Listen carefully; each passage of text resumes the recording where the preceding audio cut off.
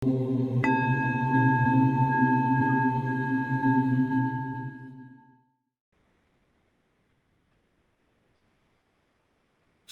হলো উপলব্ধির যাত্রা। তোমাকে উপলব্ধি করতে হবে। বইতে যা লেখা আছে লেখা আছে, ওগুলোকে হাজারটা বই মুখস্থ করে, হাজার স্তোত্র মুখস্থ করে একে শুনিয়ে দেওয়া, অন্য লোককে শুনিয়ে দেওয়া কোথায় ভুল কোথায় ঠিক, ওই করে হয় না।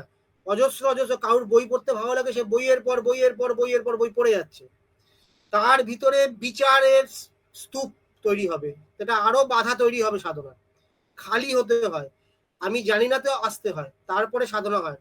আমি জানি না করে নিজেকে ধাপে ধাপে এক একটা অল্প অল্প করে এগোতে হয়, উপলব্ধি করতে হয়, একটু একটু করে একটা একটা শব্দকে উপলব্ধি করতে হয়। সাধনাটা ওই কৃপার মাধ্যমে জ্ঞান জাগ্রত হবে, যতটুকু জ্ঞান জাগ্রত হয়েছে অতটুকুই সাধনা। এই সেই হলো জ্ঞানী, যার ভিতরে জ্ঞান জাগ্রত হয়েছে। যদি বইটা জ্ঞানের সোর্স হয়ে থাকে, মানে বই কেউ প্রচুর বই পড়েছে সেখান থেকে খালি কোটেশন করে যাচ্ছে, সে জ্ঞানী হলো না। কারণ সেটার সোর্স হয়ে গেল, জ্ঞানের সোর্স হলো বই। যখন জ্ঞানের সোর্স তুমি হবে, তোমার ভিতর থেকে জাগ্রত হচ্ছে কৃপার মাধ্যমে, তখন হলে তুমি জ্ঞানী। ওইটাই হলো স্বাধীন জ্ঞান।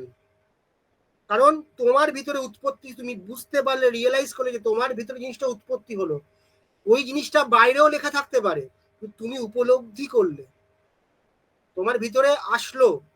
ওই উপলব্ধি করার পথ ধরতে হবে। খালি বই পড়াতে, নানা স্তোত্র পড়াতে, নানা নিয়মকে ব্যস্ত হতে বলে চলবে না। উপলব্ধির যাত্রা নিতে হবে।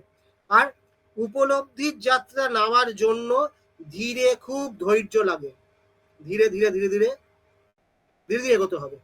নিজেকে পণ্ডিত দেখানোর জন্য, যদি প্রকৃত পণ্ডিত হতে হয়, নিজের উপলব্ধি বাড়াতে হবে।